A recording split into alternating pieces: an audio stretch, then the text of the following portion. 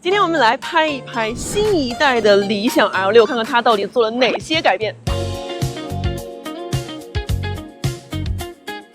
外觀部分呢沒有太大的變化，那进气口呢變小了，長度呢也是增長了10毫米，輪毂呢標配是25550R20，那你也可以選擇呢26545R21呀。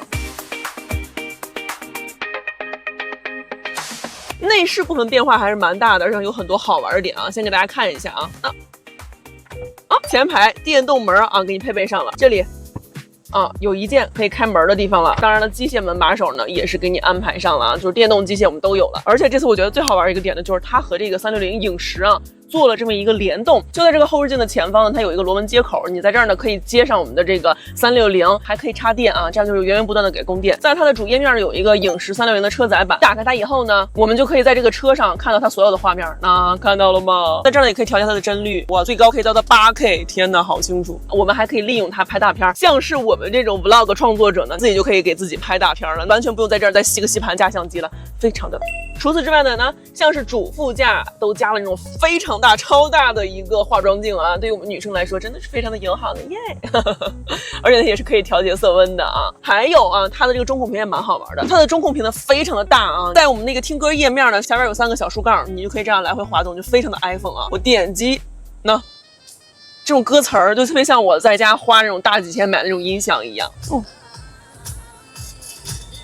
這個音效也蠻不錯的啊。那除此之外呢，就比如說我們在看影片的時候呢，之前可能你在副駕看或在主駕看，它都是這麼大的一個4:3比例的一個屏幕，但是真正你去影院的時候呢，它其實是一个超寬的一個屏幕啊。那這個呢，它也做到了。那就比如說我現在給大家看一下，看到了嗎？它整個就是仿照着這個電影院的比例來做的。後排呢，隱私玻璃，隱私這張眼兒全都加上了啊。而且呢，後排的座椅角度呢，可調節的範圍也更大了，140度的調節。那給你們看看啊，走，還能再往下調哦，調到這兒，2段式的一個調節啊，包括旁邊呢，全都給你做這種軟質包裹啊。除了這個側面啊，在這個地方也給你做這種軟質包裹，這樣手搭上去呢，就會非常的舒服。而且就算我們睡着了，嘣噔磕到這兒呢，它也是軟質材料包裹，也不用害怕我們會有點不舒服了。包括後排呢，兩側呢也是留2個化妝鏡的，色溫呢也是可以調節的啊，非常完美。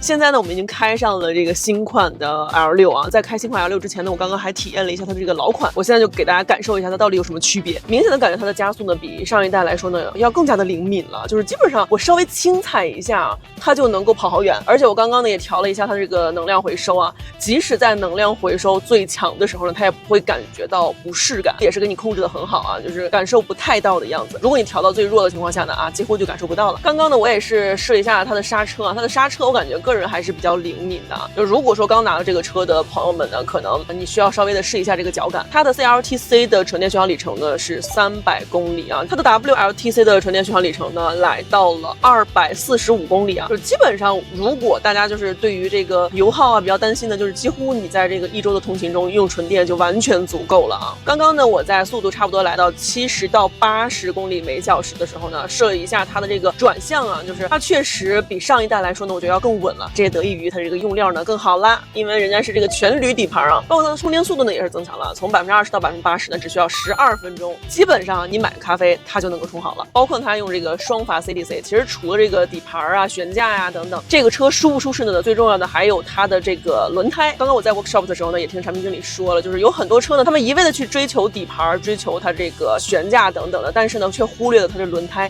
輪胎是一定不能減配的。如果一個車它要真正達到一個平衡、一個舒適情況的話，一定是3者啊都要做足下足功夫的。而且它還有比較好玩的一個地方，就是它這個冰箱，你可以在這個地方噠噠噠敲3下，冰箱就開了。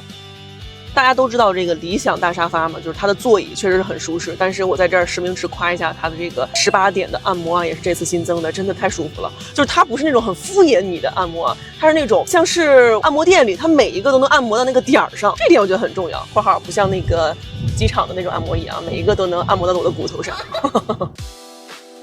雖然說理想它主打的是一個家庭用車，但是呢，我們家庭出行有的時候也會去到野外呀，或者說是露營啊，它肯定會遇到一些比較泥濘，或者說是相对来說比較難走的一些爛路。那這個時候呢，它有這個雙電機加上智能4驅的模式呢，也可以讓我們在應對這些路況的時候呢，做到一個完全放心的程度。總的來說呢，就是有一些功能我們可以用不到，但是一定不能没有。今天体驗了它的动態和靜態下来呢，个人感覺啊，新一代理想 L6的這個可打性和可玩性還是蠻多的。哎呀，16號呢，它就已經上市了，價格呢是24.98萬元起，我感覺又是一款爆品了。